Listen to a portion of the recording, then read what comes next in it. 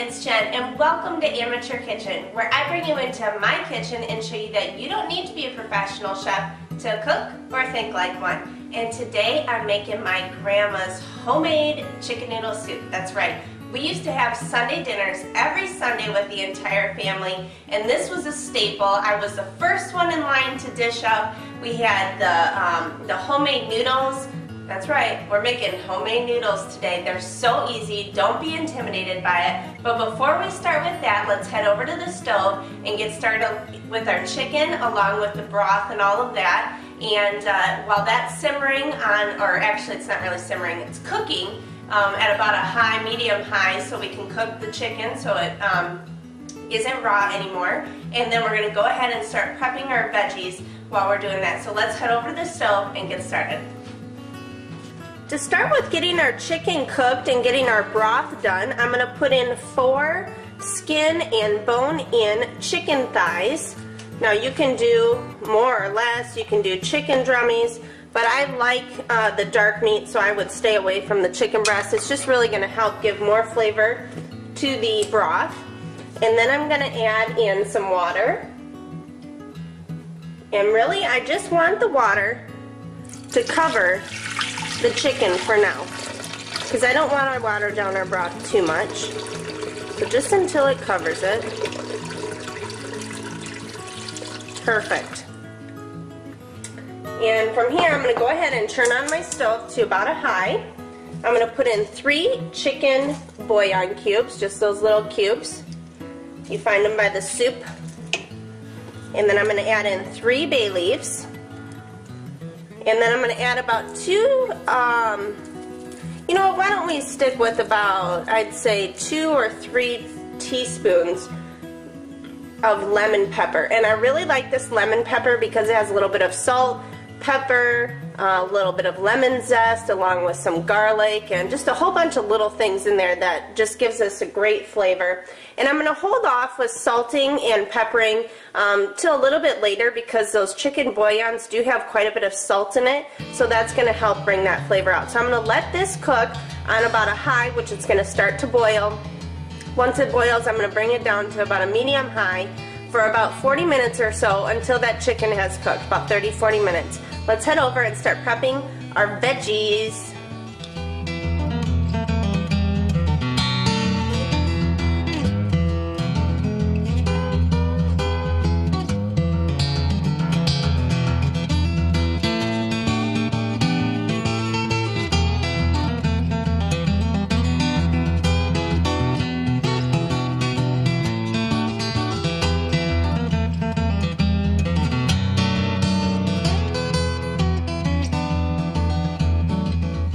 So our chicken has been boiling now for about 35 minutes or so, and it's looking great. It's smelling delicious.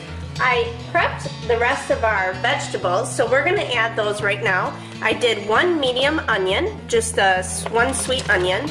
I did 3 stalks of celery, just chopped, and then 3 carrots that have been peeled and chopped as well. Now I like mine a little bit heartier, so if you want yours not so hearty, go ahead and just slice them a little bit thinner. And then I did about 5 just rustic potatoes that I've peeled and chopped. So, and if you want a quick little tip to keep your potatoes from browning while you're chopping up everything else, if you do those first, just put them in some cold water until you're ready to put them in your soup or whatever you're cooking them with. So it's looking I need a little bit more water, so I'm going to add some more water. And then I'm just going to leave my heat on a medium high, cover it, and let it just simmer and let all those flavors kind of come together and let the vegetables tenderize, and that's kind of it. 6 eggs. And I'm going to beat these eggs, and after I beat them, I'm going to add a little bit of salt and pepper, and then I'm going to add maybe just a smidge of some milk. Maybe like, I don't know, 1 tablespoon or so. She says she doesn't use milk. My grandpa uses about a tablespoon of water, but I kind of like the milk, so that's what I'm doing on Amateur Kitchen today. But I've given you a few different ideas so you can mix and match whatever you want. Alright, so we're done with that. Let me grab a towel, wipe off my hands. And I just poke all the egg yolks just to kind of get them started. I got a nice big old bowl. And just kind of scramble these nice together. Get our muscles going if you haven't worked out yet for the day. Alright, looking good. So, let's add a couple teaspoons of salt, a couple teaspoons of pepper. I'd throw it over my back for luck, but then I'd have to clean it up. So I don't want to do that, but luck is all around, right? As my grandpa said, luck is 95% skill. So literally just a dash of milk, not very much. And you'll find this isn't traditionally like a, an Italian type pasta. It's more like a German style pasta. If you've ever had like schnitzel or something like that, it's kind of a similar recipe to that. So let's go ahead, and this is the eyeballing part. What we do is we just start with a few big, huge scoops of flour, just regular all-purpose flour, AP, and just put it in here. Looks like a lot, I know, just keep mixing. And you just kind of mix this together, and it'll just kind of come together. It'll still be a little wet, so we're going to have to add some more flour, but just kind of keep stirring around. And this is something that you can actually put out and start kind of rolling it and kneading it, working it on the countertop. So I'm going to move this aside so I have some room to work with. And let's go ahead and just plop this down. All that flour and eggs. Now most of my family on the Lucan side, which is my family in South Dakota, are from Germany. I'm going to debling too if I can without making a big mess. There we go. So that's probably why it's kind of more of a German type noodle that you may be used to seeing made. Okay, so see, this is still pretty sticky. I'm going to probably have to add a little bit more flour. Yeah, definitely more flour. Alright. This is where it kind of makes a big mess, but that's okay. It's well worth it. Kids, again, would love this. So see, this is looking really good. I'm going to go take this dough and the flour, roll it out on my countertop over there, and we'll start putting all of these into the pot. So I have our dough here. Our water is coming up to a boil. It's almost there, so I'm just going to add in 1 cube of chicken bouillon. It's just going to give the pasta just a little bit more flavor that we need. And the pasta's doing good. I don't think it's going to be too sticky. It's something that you can kind of play around a little bit with your hands and kind of see if you need more flour or not. So let's go ahead and add some flour onto our surface.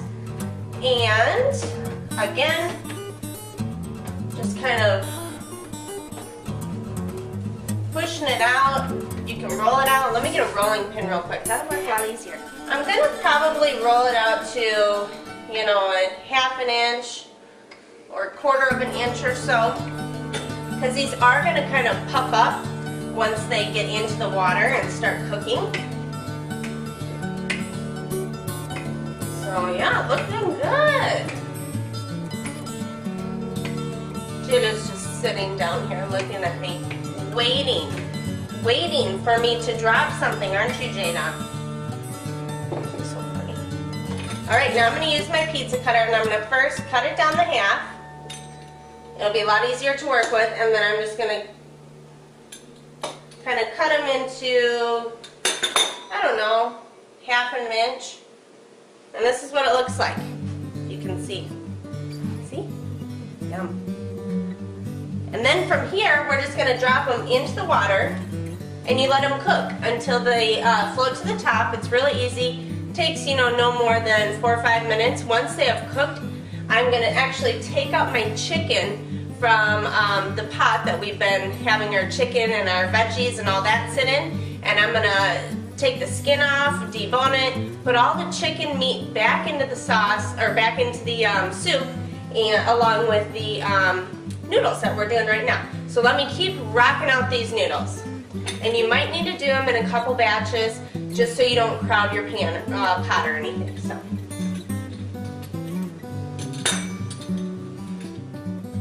So I'm just finishing up with our noodles. Now that I'm working on our last batch, I'll let you know I did put in one of the Parmesan cheese rinds that I almost 100% of the time put into my soups whenever I cook them. It's not a tradition of my grandma's, but I do like the extra flavor, and it does bring a little bit of a thickness to it.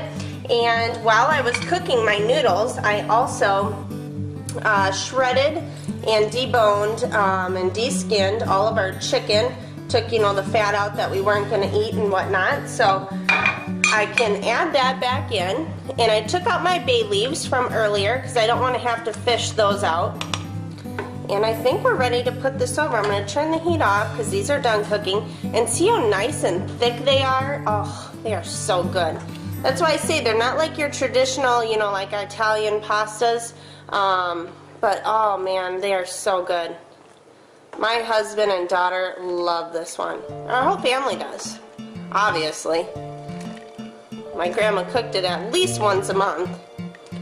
It was always on one of the request menus, so I'm just going to gently stir because I don't want to break up all of our vegetables that have cooked in there for a while, like our carrots and celery and potatoes. And I'm going to let this sit for about 20 minutes. It's really done cooking, but I just like all the flavors just to kind of marry together. And so while this is sitting, I'm going to go ahead and start cutting up some nice crunchy, crusty bread so we can have some dipping bread for this soup. Grandma's homemade chicken noodle soup is finished. It is delicious. Of course, I tasted it before I'm serving it, and I did need one more chicken bouillon because I did add a little bit more water after we put in the cut up vegetables. So just make sure that you test it out. So I put in a total of 4 chicken bouillons. So what I like to do at the end is I like to sprinkle 1 to 2 tablespoons of flat leaf parsley, just fresh. It just brightens it up, gives it a little bit more flavor. And I'm going to just stir this around a little bit. And you know what? For Sunday dinners, we don't usually eat them with a bowl, so I'm going to serve it on a plate. We like to see it. We have forks that eat it, and it's real hearty and nice. I love it. And my grandma always serves it out of the pot, so that's what I'm doing too. Oh my gosh. And of course, I'm a big noodle fan. Forget the chicken. No, I'm just grabbing all the noodles. That's how I like to eat my chicken noodle soup. And then I have some crusty bread that I chopped up, and then you stick it and you just let all the juices kind of get in there and yum. Thank you so much, Grandma. You are so awesome. I have this all the time. If I still lived in South Dakota, I'd be having her make that as well, but I don't. So I have to make it myself, but it is really good. Let's try the noodles, because as I said, they're my favorite. And you see how easy they were to make. It was really simple. Love it. It's a little bit more dense. Like I said, it's kind of a German style noodle. So just be aware of that, but it's so good. You're gonna love this recipe, I guarantee you. It's like a no-fail recipe, so, Thank you so much, Grandma and Grandpa, for having Sunday dinners. May the tradition continue on. Every time I come home, this is what I want. Anyways, I hope you all enjoyed this recipe and enjoyed watching me make it as much as I had a blast making it. Thanks again, Grandma and Grandpa. I love you so much. And here's to you. Join me again next time on Amateur Kitchen.